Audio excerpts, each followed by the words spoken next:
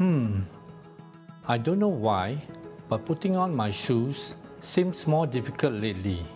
Come think of it, it also feels like I'm walking on cotton wool, and I can't really feel my feet. I often feel tingling in my toes as well. I should talk to Dr. Yeo later about this. Okay, Mr. Ng, I finished examining your feet. I don't see any ulcers or active infections, but I think that the nerves in your feet are affected because your feet have lost certain parts of sensation.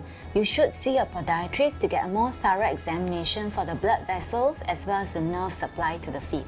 Since we're also talking about exercise, I think I should also refer you to the physiotherapist so that he can advise you on how to exercise safely.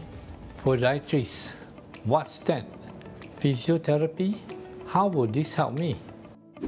Hello, Mr. Ng. I'm Olivia, and I'm the podiatrist today. Yes, Dr. Yeo said that you'll be able to help me with my feet. But what is it you do, and why do I need to see you? Podiatrists are allied health professionals who specialize in the management of conditions in the lower limbs. We are able to assess blood flow and nerve sensations for patients. These assessments can identify any existing complications.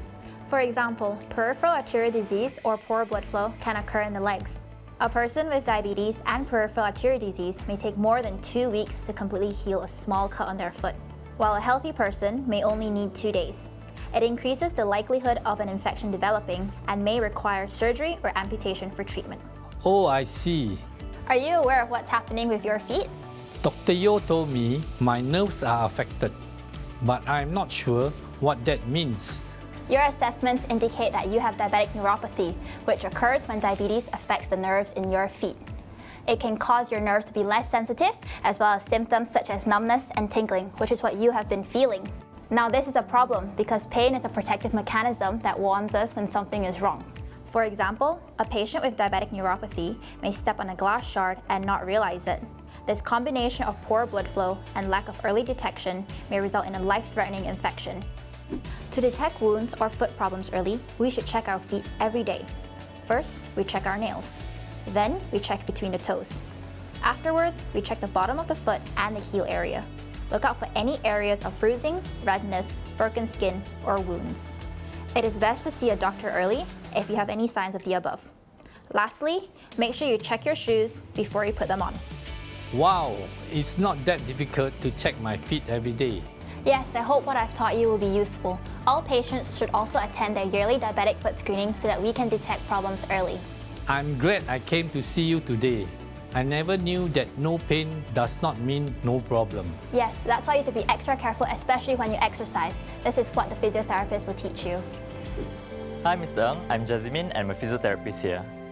Hi, Jasmine. I've just seen the podiatrist. She told me to be extra careful when exercising. How can I learn to do that? Yes, that is why you're here to see me today. This is especially important if patients have complications from diabetes such as neuropathy or foot ulcers. As physiotherapists, we assess patients' physical function and physical activity levels. We develop exercise programs that are appropriate for patients based on their capabilities. This is especially important if patients have complications from diabetes such as neuropathy or foot ulcers.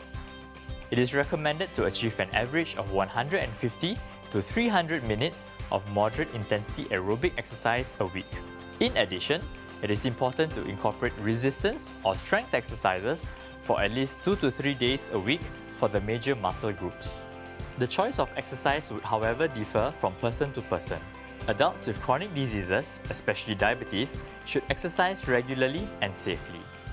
So for patients with nerve issues like yourself, we will choose exercises that have lower load and are less impactful for the feet. My colleague Titus will show you some of these examples. Some examples for aerobic exercise includes cycling and the arm ergometer. You can strengthen lower limb muscles in a non-weight bearing position by doing straight leg raises, glute bridges, and various hip and knee exercises with ankle weights or resistance bands. Thanks for your help. Luckily, I brought up this problem early to get the help I need. Yep, great, no problem.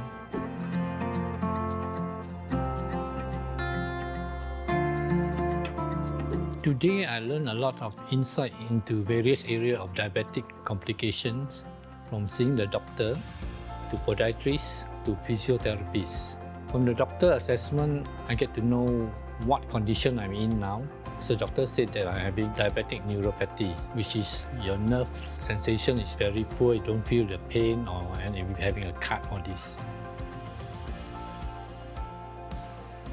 I had 3 foot ulcers before. It got healed after visit to hospital, polyclinic for wound cleaning, and podiatrist for assessment. With all these conditions, I've become more aware of what I'm eating and what I have to do.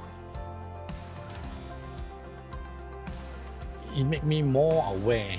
It's the importance of checking your food every day and also watch your diet and exercise regularly.